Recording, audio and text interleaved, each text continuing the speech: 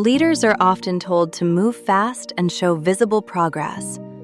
The problem is that activity is not the same thing as learning.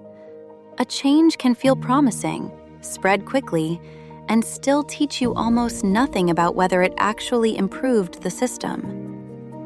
W. Edwards Deming's PDSA cycle matters because it gives leaders a disciplined sequence for learning. Plan with a prediction, do on a limited scale, study what happened, and act on what the system taught. Plan-Do-Study-Act is sometimes described as a simple improvement loop.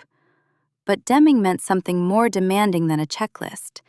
He meant a way to connect theory, prediction, action, and learning. Plan means more than deciding to try something. It means stating the theory behind the change, defining what will be tested, and making a prediction about the result. Do means carrying out that test, usually on a small scale, in a way that lets you learn without exposing the whole system to unnecessary risk. Study means comparing what happened with what you expected, including surprises that reveal where your theory was weak. Act means deciding what comes next, adopt the change, abandon it, or run another cycle with a revised theory. That sequence matters because it corrects a common leadership mistake: rolling out change because it sounds reasonable, then treating motion as proof. PDSA forces leaders to slow down certainty and become explicit about what they are trying to learn. At Harbor Point Property Group, the executive team was tired of hearing about maintenance delays. Tenants in 3 downtown office buildings were complaining about slow repairs, repeat visits, and vague updates from the service desk. The CEO wanted the issue solved before renewal season. Claire, the head of operations, opened the Monday meeting with a simple demand. We need faster resolution times. I want every building manager under 4 hours for routine maintenance requests by next month. Heads nodded. It sounded decisive, but Jordan, the regional operations director, was uneasy. He had spent the previous week reading work order notes from the buildings. Some tickets were taking too long. Others were being closed quickly, then reopened. Vendor dispatches were inconsistent. Tenant descriptions were often incomplete. What are you waiting for? We already know the problem. I think we know the symptom. I'm not sure we know the problem yet. Claire looked impatient. The complaints were real. The owners were watching. A fast rollout felt like leadership. Give me one building and one type of request. Plumbing calls in Franklin Tower. Let us test a different intake and dispatch method for 2 weeks before we push anything across the portfolio. 2 weeks feels slow. Only if we confuse motion with learning. This was the plan stage, and Jordan made it explicit. The service desk would ask 3 new intake questions before dispatching a plumber. Building staff would classify each request by severity. The vendor would get a tighter work order format, with tenant access details and photos when available. Jordan's prediction was specific.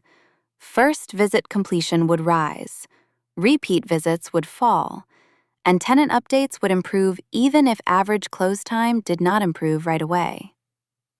Deming put the discipline clearly. Management in any form is prediction. That changed the tone in the room. Jordan was not asking for delay. He was asking the team to say what they believed, test it, and learn from the result. The do stage came next. For 2 weeks, Franklin Tower used the revised intake script on plumbing calls only. The service desk logged the new questions. Building staff tagged urgency the same way every time. The plumbing vendor received the tighter work orders, and Jordan reviewed the requests each afternoon to make sure the test was actually being run as planned. 2 weeks later, the numbers came back. Average close time had improved, but only slightly. On that measure alone, the test looked underwhelming. But first visit completion was up sharply. Repeat visits were down. Complaints about poor communication had dropped. One surprise also emerged. The biggest delays were not coming from the plumbers. They were coming from incomplete tenant access information and late approvals for after-hours entry. So the dispatch script helped, but not in the way we first expected. Right. We learned more than whether the average moved. We learned where the friction actually is. This was the study stage. The team compared the results with the original prediction. Part of the theory held. Better intake improved first visit completion and communication. Part of the theory was incomplete. The bigger drag on close time was the approval and access process around the work. Jordan recommended moving into ACT. Keep the new intake questions. Add a standard path for access approvals. Test the revised process in a second building with a different tenant mix. Deming warned against shortcutting. Step 1, plan, is the foundation of the whole cycle. This time, Claire heard it differently. Planning was not bureaucracy. It was what kept the company from pushing a shallow answer across the whole portfolio. The second cycle confirmed some of the original theory and changed the rest. The tighter intake method worked well in both buildings. The authorization step mattered even more in the second building than in the first. One vendor performed better with the revised information. Another needed coaching to use it consistently. Weeks later, Harbor Point did standardize part of the process, but not the way the first meeting had suggested. They did not issue a broad demand to close tickets faster. They acted on what the cycles had taught them. They adopted the stronger intake method, revised the approval path, and kept testing where the theory was still weak. Tenant complaints began to fall. Repeat work declined. Owners noticed that service felt more reliable. That is what PDSA does at its best. It slows down assumption just enough to speed up learning. If you lead a business, start by making the 4 stages explicit. In plan, require more than enthusiasm. Ask what theory is behind the change, what will be tested, and what result is being predicted. That alone improves the quality of management discussion, because vague hopes have to become clear statements. In Do, keep the first test small enough to learn without pushing a weak idea across the whole system. A limited trial is not hesitation. It is a way to reduce cost, reduce disruption, and improve the quality of what you will learn next. In Study, compare the result with the prediction, not just with your hopes. Look beyond the headline metric. A test may miss its main target and still reveal something important about timing, handoffs, approvals, demand, or coordination.